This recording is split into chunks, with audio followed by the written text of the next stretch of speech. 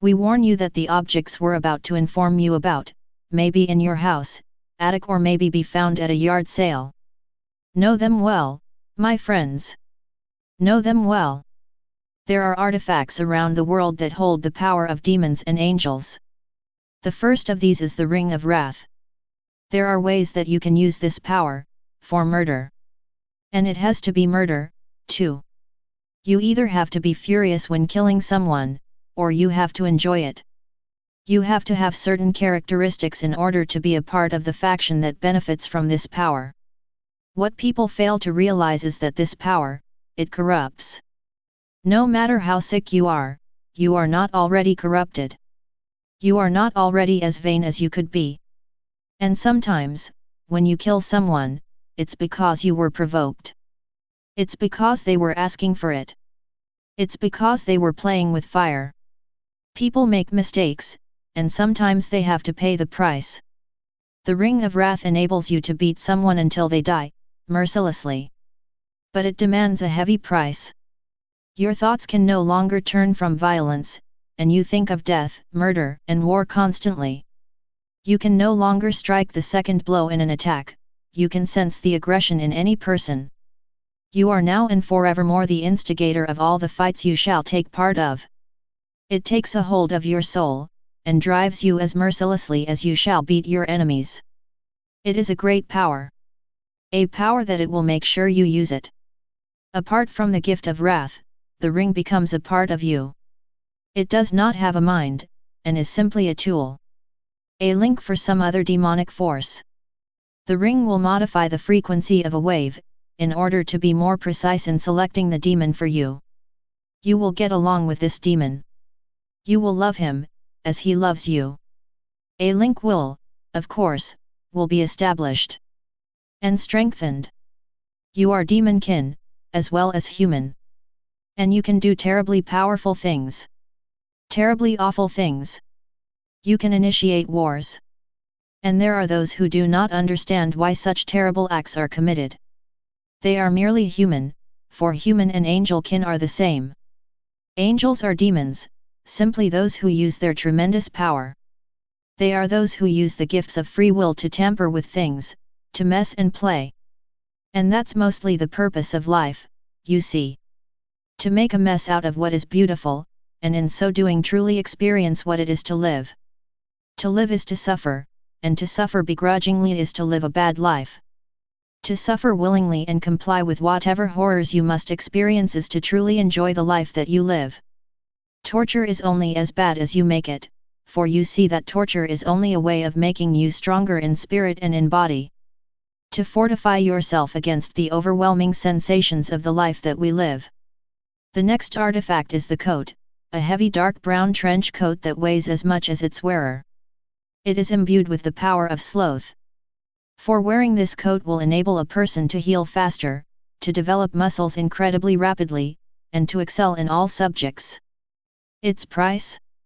Your motivations, your drives, your directives. For once you have the charm, the wit, the muscle, the ability, and the means, you will no longer have the want to accomplish anything at all.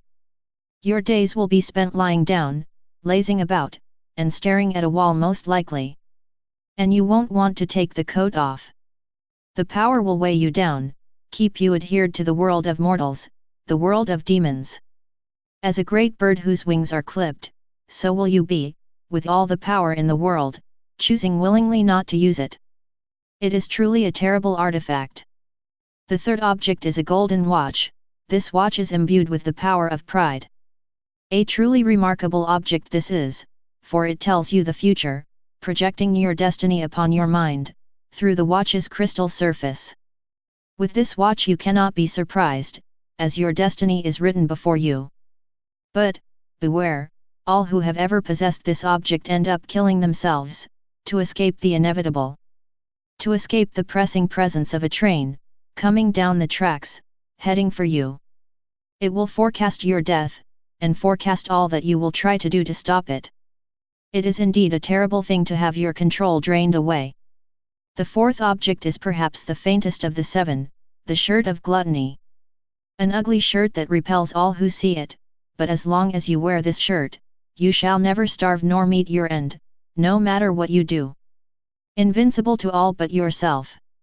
The trick is keeping it on, for the shirt becomes increasingly uncomfortable the longer you wear it. But after wearing the shirt for long enough, taking it off becomes certain death. The fifth object is the book of lust, a book that, once you read, will make you irresistible to the opposite sex. But be forewarned, once you read the book, you shall be completely sterile, and carry with you an immunity for you and your partner of any sexual disease or anything that could get in the way of the pleasant experience. He also forewarned that this book will turn you into a virtual succubus. Going too long without sex will cause you excruciating pain, so much so that you will not be able to stand, nor move from your location at any length. This book has been sought by many a man, but can only be found by those who seek it out of curiosity, instead of want. The sixth object is the wallet of greed. This object is said to hold immense power, in the amount of influence you can accumulate. But only the strongest in will can use this object. 4. The wallet influences you to hold on to every penny, every dime, every quarter, and nickel and dollar you come into contact with. It will become so bad that you shall give up your home, your possessions, you will sell it all to increase your wealth. You will take to stealing food in order to not have to pay for it, and living on the street. You will eventually die from thirst, or hunger, or persecution, or fighting to protect your wealth, and demand in your will to be buried with your money. You will die a rich man, but your wealth will die with you. The seventh, and final object is the camera of envy. This camera captures the essence of anything it takes, and makes perfect copies with the film. You can now have anything you want, from a distance. But, the thing about this camera is that once you retrieve the item from the film, the original will go missing. All who have ever used this camera have been accused, and proven guilty of stealing. In the case of kidnapping, as can be performed with this camera, the guilty party has been put to death, and the camera is usually thrown out and found by another unlucky, envious individual. How do I know this? I imbued these items, long ago, when civilization was created. And so powerful were these items that the behaviors and powers of these items were imprinted on the very genome of those who survived them, and passed down their family tree as naturally occurring abilities. Now the artifacts seek the untainted, the incorruptible, and the saints. They seek to make all the world experience them. Keep in mind they can change, and become other objects. Others will come together to make more. They seek absolution. And they will find it eventually. Stay paranoid, my friends.